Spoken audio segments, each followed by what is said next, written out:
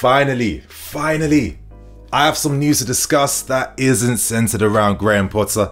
I'm a very happy man, and in today's video, laddies and baddies, we discuss breaking news around Kendry Paez as we are close to beating the competition to sign one of the hottest team prospects in world football. To move on, we're not done with rating Benfica for their best players just yet, yeah?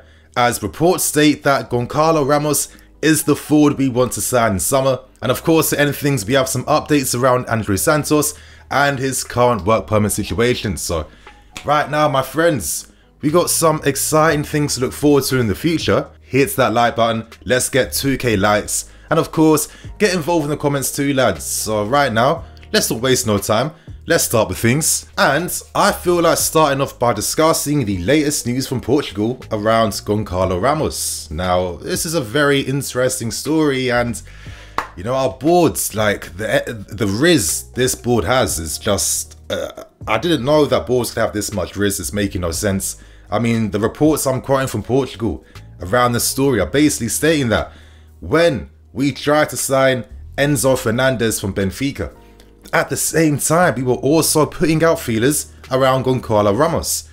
That is a bit mad to me, and it's no surprise why Costa and the Benfica board were getting sick and tired of us in the end, because we are unrelenting. If we want you, we're gonna get you. So let's continue on with these stories, my friends. The Portuguese report states that we have promised to be coming back in the summer to sign Goncalo Ramos. So it seems like we aren't done with Benfica just yet. And to be honest, you're looking at Goncalo Ramos, a guy that currently this season in 31 games has 19 goals, 8 assists, 21 years old. He is a prime example of why you give time to develop players, yeah? Because last season he got like 8 goals and I think he got 4 assists in 46 games. In like 50% less of the game time, he has doubled his output in goals and assists. He plays up front for Benfica in a 4-2-3-1, and to be honest with you, when you deep his profile, when you see what he does and how he plays, he is the perfect striker that can facilitate your Nkunku's, hopefully João Felix, plus many of these attacking players we have, and he would be a very good tactical fit and complement to the team. Now last summer, Benfica were turning down bids from the Premier League of around 30 million for Goncalo Ramos, and obviously they naturally turn things down because they know the level of potential and talent that this guy has. Now it's not going to be an easy one most likely, because of course, Ramos has a 120 million release clause, but let's remember that we had to pay that figure plus more for Enzo Fernandez to sign him at a premium to get him right now. I mean, I've never seen in my life here a player that literally has been at one club for like, what, 4 months, and in the space of no time has dipped out the country, left them, and signed for a big club. I don't think I've seen something that quick and that fast, but with there being plenty of time in the summer, naturally Benfica can't demand the full amount of money, and there definitely is going to be space for wiggle room when it comes to like negotiating a fee and lowering that price down. But now my friends, let me actually spend some time to discuss this guy's game, his form, his trajectory, and why we'd be looking at him to begin with. Now I'm sure a lot of us saw that hat-trick he scored in the World Cup, replacing Cristiano Ronaldo, coming on for your country, knowing the fact that this guy literally made his debut for Portugal back in September. He's like a very new international to, you know, score a hat-trick on one of the biggest stages in world football is out of this world. And for me, it really sums up everything about this guy's hard work, his mentality, his focus, which is like widely reported, you know, across the internet. And I think it sums up one thing that Ramos already has at a very young age. This is an impactful player. This is a guy that makes things happen for his team. This is a guy that changes games. Like, when we look at strikers and stuff here, a lot of times too many people focus on the percentiles, the stats, and it's just like, bro, like sometimes you have to watch what these guys do to understand the mentality behind in terms of how they perform in those tense moments. That's what really separates, you know, the great players from the good players. And listen, I'm not going to gas it and say like Ramos is destined to be one of the best strikers in the world. Of course not. There are aspects in this game he can improve upon, and I'll mention that in the end, but we got to be relative with this conversation, yeah? He is 21 years old, and every season, statistically, his output improves and improves and improves. Now, as I mentioned already, he's already like doubled his goals and assists already at this stage of the season compared to the entirety of last season, but last season he played in 3 different positions. This season he's now playing up front, and it does feel like that time to develop his game has allowed for him to be this deep line forward, or the centre forward that he is right now. I mean, this guy is good aerially. We need a striker that can offer something aerially. When there's moments of the game where we're chasing it and we're just spamming crosses, I need to know that there's a possibility that we can actually produce something from them. So you need a forward that's good in the air. The guy has pressing intensity. He presses and presses and presses. He has very good link-up play.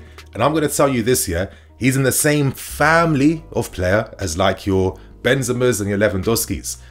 Please, my brother, I didn't say as good as them, in the same family, because he brings teammates into the game. And for me, that's going to complement what I said earlier, your João Felixes, your Nkunkus, your wingers, etc, etc, because these guys also want to score goals, and they need someone that can facilitate them as well too. I feel like for sure his finishing technique has gone up levels this season. I mean, he's scoring some great goals, taking his shots very early as well too. But of course, the reality is though, when you're stepping up to the next level, why does it get harder? It gets harder because you're mostly playing against teams that are parking the bus and sitting deep. So that kind of changes how the game's played, yeah? If you're in tighter moments in the game, it means that things like your anticipation, your mental thinking, you have to be one step ahead of your defender every single time. Erling Haaland has been an amazing example of, what strikers can do when they're one step ahead of their defenders. He rarely gets touches of the ball in the game, but look how he impacts the game with his goals. I think Ramos can have a similar effect, but at the same time, he can improve in terms of how he plays in those tighter spaces. He can improve in terms of things like, technical aspects of the game, like, how you're controlling the ball, for example. Like, if your body position is like predictable, like constantly open, or, you're not receiving the ball well enough, in tight moments against low block teams, that's going to get you dispossessed. That's going to slow down how you play, because then it's like you're fighting to control the ball. Like, for example, a lot of times, ideally, you want to be receiving it on your strides, keeping that momentum and keeping that speed in your game. That's what guys like Benzema, Benzema is like the greatest example of, being the best at playing this way, yeah? But Ramos is 21 years old. He's 15 years younger. Every season, he's improved and improved and improved. And this season, it's like he's reaching new mental levels now, because he is like the leader. He is the talisman for his teams.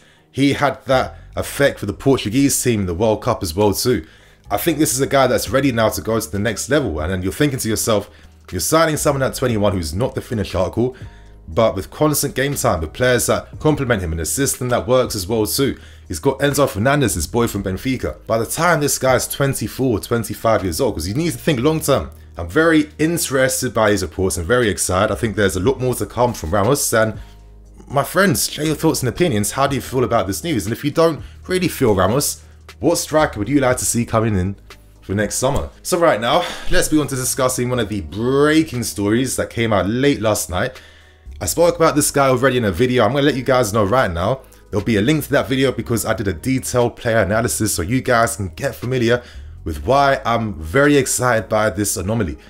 And I'm going to say anomaly because, of course, I'm not like I've watched this guy compared to like Messi and Mbappe. Like, they're the only two players I've seen in my life that gave me that anomaly feel of, right, I think I'm seeing the next big thing. Messi, when he was breaking that Barca team, I'll never forget that. I'm so lucky I've been following this guy's career since he was younger, seeing that breakthrough. And then Mbappe, starting from Monaco, I literally watched every game second half of that season of Monaco. Wow, when I tell you this guy was incredible, yeah? I'm really not playing it down. Of course, I'm not seeing enough. I'm going off YouTube clips and stuff like that. But from what this kid's doing and how he's playing, I'm getting potential anomaly vibes from Kendry Paez. And right now, my friends, as broken by Fabrizio Romano, we are close to reaching a verbal agreement with Independiente Valladolid. I'm sorry, like this club name is such a tongue twister for me. But we're close to reaching that verbal agreement now, and we want to beat the competition from him because he's got competition from all the big boys in Spain, in the UK, in Germany, Paris Saint-Germain.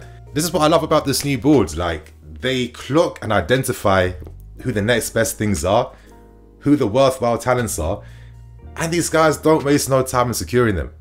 I love that. I absolutely love that. Personally, I think since he's made his first team debut for Independiente Valladolid at 15 years old at the start of this month here, I think we had to literally come in, seal the deal, and get this guy secured. Now, when I did the video last time, I said a bid of around 14.7 million was turned down. We have no figures right now. This report stresses that we're close to reaching a verbal agreement. That gives you strong indication that you're close to completing the move, but there's no facts and figures right now. That info is going to come out over time. But it re-emphasizes the new approach and strategy that this board wants to see. And from people I know, I've heard little small things behind the scenes about, like, maybe there's been a bit of, not bewilderment, that's a strong word, but maybe a bit of puzzlement at the fact that, you know, the board feel like, why aren't people understanding that the strategy is to sign the next best thing before they become that next big thing? And that's why we're signing Kendry Paez at 15 years old, knowing the fact that we can't actually secure this guy for another 2 years. Now, he turns 16 on the 4th of May. We're not going to see him until 2025, but for me, it's going to be well worth it. The team will continue to slowly develop and improve, and my guys, I'm already envisioning this year. As you guys can see beside me, we could potentially see a midfield of Santos at the base, Enzo Fernandez on the left-hand side, and Paez on the right. And I'm going to tell you guys this, for me, Kendry Paez fills that Jamal Musiala hole that was left in this team. Because you imagine, yeah, if we had this new board and they had a talent like Musiala, there's no way in hell he is going to Bayern Munich. This guy will be one of the greatest players on this planet right now. What he's doing at Bayern, the way he's just literally magnified and leveled up in terms of goals and assists.